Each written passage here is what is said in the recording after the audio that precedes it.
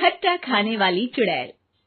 रात को अचानक राधिका मौसी को किचन से कुछ गिरने की आवाज आई। उन्होंने बाहर निकल के देखा तो किचन में उन्हें कोई सफेद साड़ी में दिखा। वो चीख पड़ी, हे भगवान, आलतू जलाल तू आई भला को टाल तू, आलतू जलाल तू आई भला को टाल तू। राधिका मौसी को चीखते सुनकर श्रवण बाहर आता है भागते हुए। अरे माँ, क्या हुआ? क्या देख लिया? दादी माँ आ गई क्या सपने में? अरे बेटा, रसोड़े में देख तो कौन है? श्रवण रसोड़े में झांक कर देखता है और उसे कोई नहीं दिखता अंदर। अब रसोड़े में तो कोई नहीं है माँ। कोई सफेद साड़ी में नहीं है क्या? नहीं माँ, कोई भी नहीं है। चिल्लम चिल्ली की आवाज सुनकर काजल भी वहां आ जाती है। अब क्या हो गया माँ जी? अरे बेटा, रसोड़े में एक चुड़ैल थी सफेद साड़ी में। अरे क्या कर रही थी वो अंदर?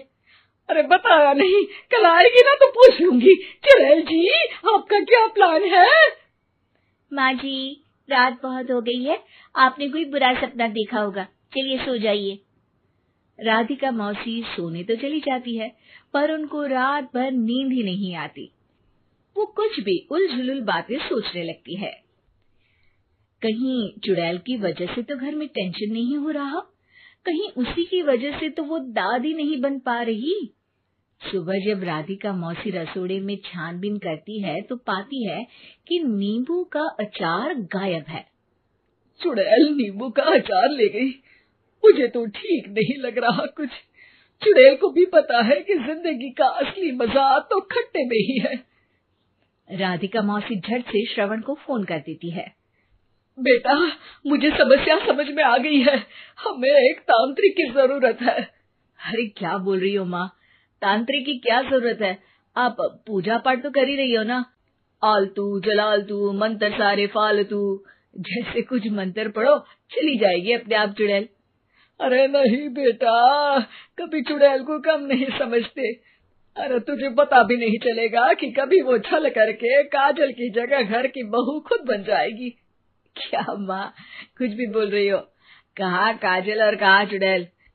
वैसे एक बात बताओ, काजल को अगर गाने के लिए बोल देना तो चुड़ैल काजल की आवाज सुनकर घर तो क्या, धरती लोग छोड़कर चली जाएगी।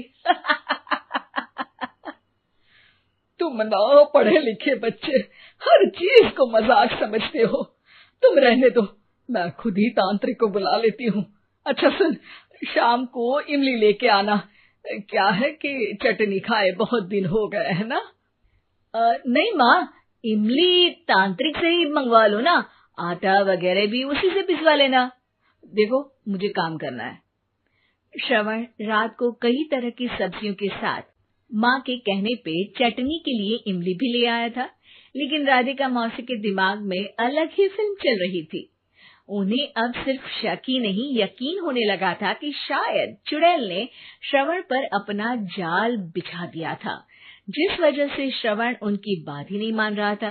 पर कोई नहीं, आने वाली रात में राधिका मौसी खुद तैयार हो गई चुड़ैल को पकड़ने के लिए।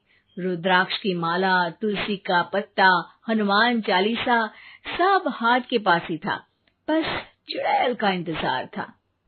और जैसा राधिका मौसी ने सोचा था वैसा ही हुआ। वो चुड़ैल उस रात भी आई, पर वो राधिका मौसी से तेज निकली और राधिका मौसी के उससे पकड़ने के पहले ही वो भाग खड़ी हुई। जरूर बहू पे साया है उस चुड़ैल का, तभी तो श्रवण के कमरे में गई है। और अगली सुबह राधिका मौसी पिछली रात हुए हमले में किन चीजों का नुकसान हुआ उसका हिसाब लगा रही थी। उनके खेमे से एक आम के अचार की शीशी भी गायब हो चुकी थी, और वो इमली भी जो कल श्रवण लेकर आया था।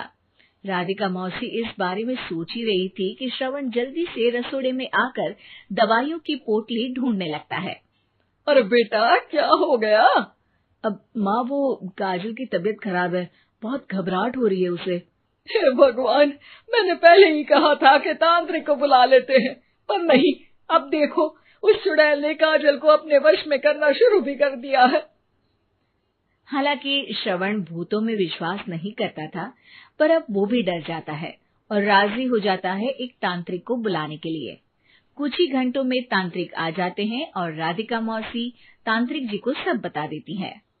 घोर संकट, घनघोर संकट, चुड़ैल को मारू जोर चाकट, ओम भट स्वाहा खटखा के आहा।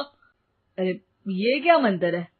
मेरे खुद के ओरिजिनल मंत्र है, कल रात को ही लिखे हैं, अच्छे लगे तो दाद चाहूंगा। एक और मंत्र सुनो।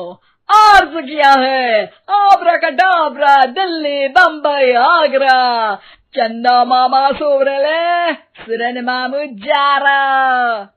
ये मंत्र है? अरे कोई 40 वालीसा पढ़ो ना। वक्त कम है, 40 नहीं पड़ेंगे, 20-25 में काम चलाना पड़ेगा। अलग निरंजन जाके लंदन, मुफ्त का मंजान घिस मेरे नंदन। अरे जल्दी करो तांत्रिक जी, जल्दी करो। तांत्रिक अपने उल झलूल मंत्र पढ़ने लगता है। श्रवण को तांत्रिक पे शक होता है। वो अपने एक डॉक्टर दोस्त को कॉल कर देता है ताकि कोई अनहोनी हो तो इमरजेंसी में चीजें मैनेज हो जाए। तांत्रिक धुनी रमाता है, जिसकी वजह से कमरे में काफी धुआं हो जाता है और जिसकी वजह से बहू की घबराहट बढ़ जाती है। अब भागेगी चुड़ैल। हाँ।